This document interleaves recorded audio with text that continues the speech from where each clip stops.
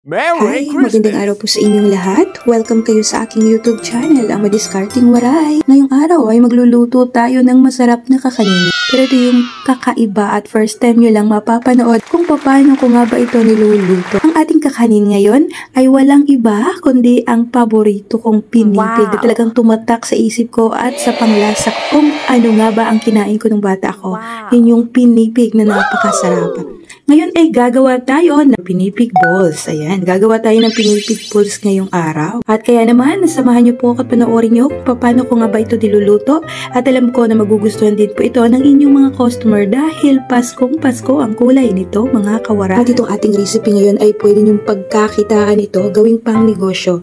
Ito nga, ang niluto kong ito ay para nga lang sana sa akin kaso naparami po ang pagluto ko kaya naman yung ginawa ko ay pina-order ko po ito.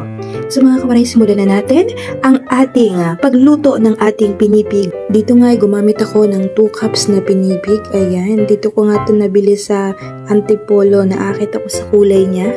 Kaya naman tingin pa lang masarap na ang pinipig na ito at ang ating asukal at ang ating mga gata. Ang una natin gagawin mga kawaray, hinugasan ko na nga po itong aking malagkit na 1 kilo and then nilagyan ko ng gata. Sa ating gata nga po ay gumamit ako ng 2 niyog and then nilagyan ko po ito ng tubig na 7 cups. Then pinigaan ko po siya.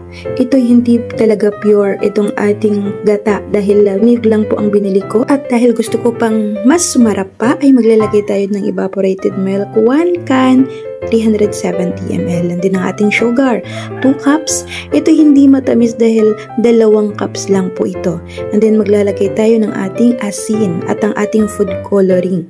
Dahil nga po pinipig, kaya green po ang inilagay ko. And then ito na po ang ating pinipig, 1 cup. Yan lang po ang inilagay ko at pinagsama, pinaghalo-halo ko lang po sila. Naglagay din po ako ng margarine, 1 teaspoon para masarap din po siya. At okay lang kahit hindi pa siya matunaw dahil hindi pa po mainit ito. Ngayon ay isasalang na po natin ito. Basta may salang na natin, takpan muna natin ito ng 5 minutes. After 5 minutes ay kumukulo na siya. Kailangan ay haluin na muna natin ito dahil masusunog ang ilalim. Kapag nagluluto talaga ako ng ganitong malagkit, talagang hindi po ako nahihirapan dahil isang lutuan na lang po. Hindi tulad ng iba na kailangan pang lutuin muna and then paghalu-haluin ang mga ingredients sa kawali. Pero sa akin kasi napakabilis lang talaga. At ito na nga po ay takpan ulit natin after 5 minutes, 10 minutes, ay haluin din po natin ulit dahil nga po baka nga ito ay masunog sa ilalim dahil napakabilis lang po nitong And then ito na mga kawaray, after 20 minutes nga po ay ganito na siya. Medyo umaalsa na and then nakikita nyo wala ng tubig. Okay na po yan. At kapag napapansin nyo na sa tingin nyo ay basa pa, ay takpan nyo po ulit ito ng 10 minutes. Paininan nyo na parang kanin. So ganito po siya. Titigas pa po yan mga kawaray.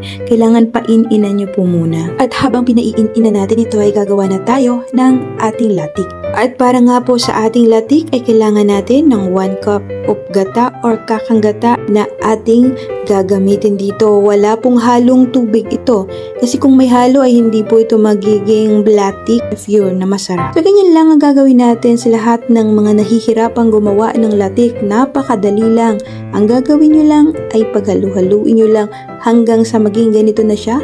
Nabuo na siya at naging brown or dark ng kanyang kulay. Pagka ganito na hanguin na po ito dahil mabilis lang po siya talagang masunog. At pagka okay na, tapos na nating lutuin ang ating latik, ngayon ay tapos na ding maluto itong ating malagkit with pinipig. Ayan diba, ang ganda-ganda ng kulay at pagkaluto nitong ating malagkit. At dahil luto na nga itong ating malagkit na may pinipig, ngayon ay ilalagay na natin sa ating mga tab ito para ipa-order na natin.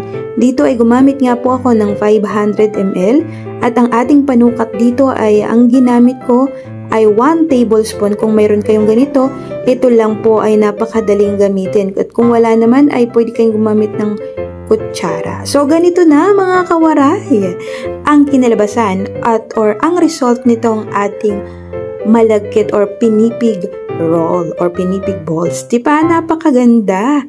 At ang masasabi ko nga sa inyo na talaga magiging attractive po ito sa inyong mga customer dahil napakaganda tingnan at napakasarap. Kaya naman ano pang hinihintay nyo mga kawaray, gawin nyo na po ito. At sa mga magtatanong kung saan kayo makakabili ng inyong pinipig ay alam ko sa mga tindahan, ayan, mayroon. Marami po ang nagbibenta niyan dahil ito'y panghalo nga din po ng ating halo-halo. Kapag ka naghahalo-halo tayo, ay naglalagay po tayo ng ating pinipig. So, ganyan lang po. Ngayon naman ay ilalagay na po natin dito sa ibabaw itong ating ginawang latik. Yan pa lang ay okay na. Yan pa lang ay pwede na nating ibenta. Pero hindi matatapos dyan dahil alam nyo naman po ako, ayoko nang tinipid ang mga ingredients. Kahit na masarap na yan at okay na pwede nyo na pang ito ipang order ay hindi pa po yan na sapat para sa akin. Kaya maglalagay pa po tayo dyan ng mga iba't ibang sangkap. Pero kung ayaw nyo at gusto nyo simple lang, katulad lang nito na wala pa pong ibang ingredients or wala pa pong ibang toppings ay okay lang naman. Para sa akin lang kasi ay gusto ko na mas pinasarap kaya maglalagay pa po ako ng iba't ibang toppings. Dito nga ay naglagay ako ng ating egg and cheese. So kung ayaw nyo ng egg and cheese, namamahalan kayo, pwede nyo pong ipang substitute nyo dito ay ang ating nyog. So ganyan yung kinayod na nyog, pwede nyo pong ilagay dyan. At kung nag-iisip naman kayo, nag-aalala naman kayo, baka mapanis, ang gawin nyo ay paistiman nyo po ang inyong nyog para hindi po siya mapanis or lutuin nyo sa kawali. Ganun lang po, napakabilis para hindi po mapanis agad ang ating pinipig balls. So ganyan lang po siya, nalagyan na nga po natin ang ating egg and cheese. Uulitin ko kung ayaw nyo ng egg and cheese, ay nyog po ang ilagay nyo. At ito na nga, maglagay na po tayo ng ating toppings, which is yung ating natirang pinipig kanina. At ngayon ay lalagyan na po natin ito ng ating condensed milk sa ibabaw. Konti lang para hindi ganun katamis mga kawaray. So ganyan lang po ang kinalabasan. Naglagay tayo ng last ng ating condensed milk. Yung patak lang po or kahit na depende sa inyo kung gaano kayo karaming maglagay. Dahil nga po, kapag wala po tayong condensed milk ay hindi siya ganun katamis kasi kanina. Pero kung ayaw nyo naman ay okay lang. Huwag nyo na pong lagyan ng condensed milk. So ganyan lang po siya. Tapos na nga po itong ating masarap na kakanin at alam ko na kayang-kaya rin po itong lutuin at napakadali lang mga kawaray. Kaya naman kung nagustuhan nyo po ang aking video ngayon, ang aking recipe ngayon, subscribe nyo po ang aking YouTube channel.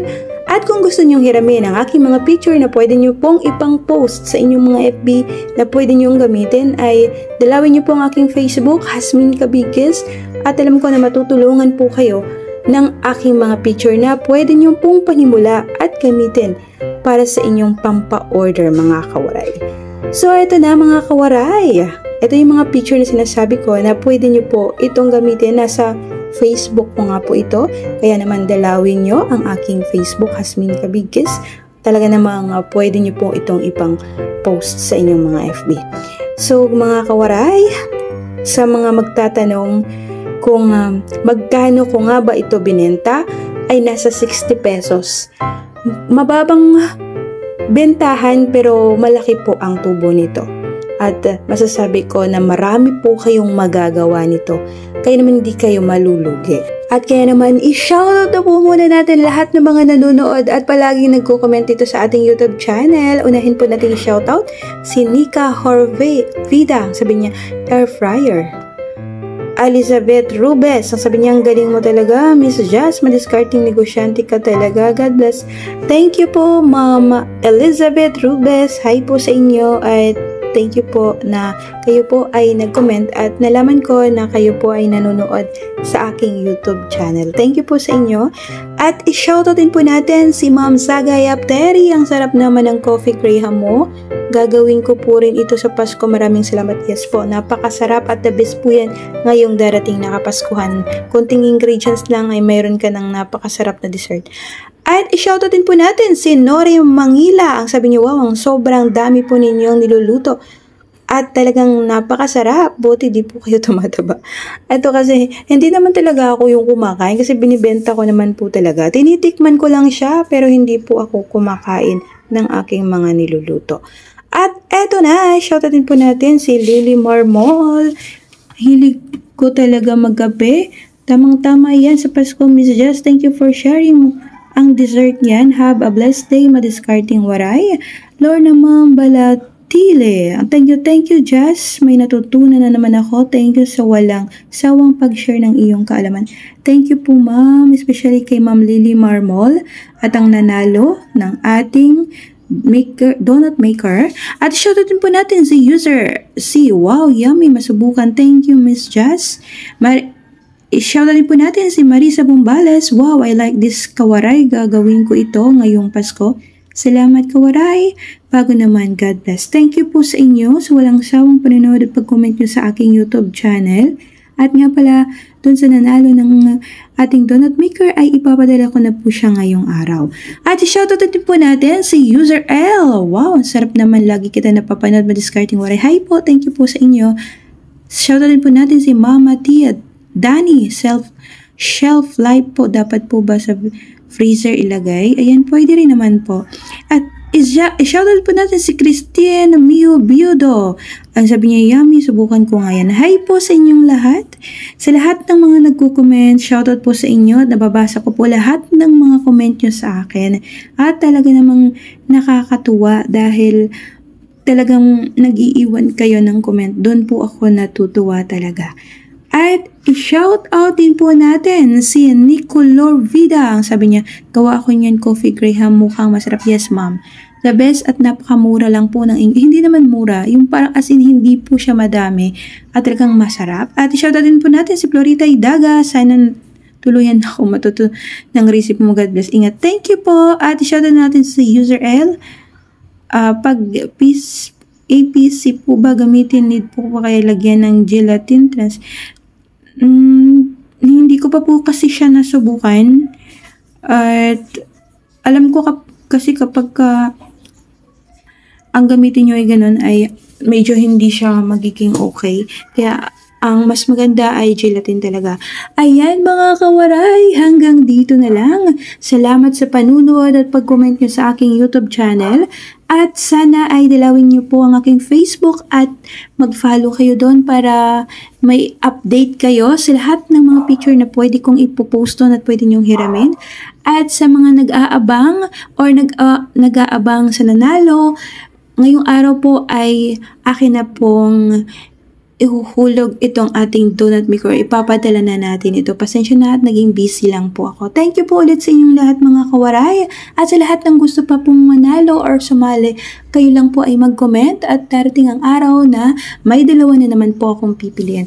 Thank you and God bless po sa ating lahat mga kawaray.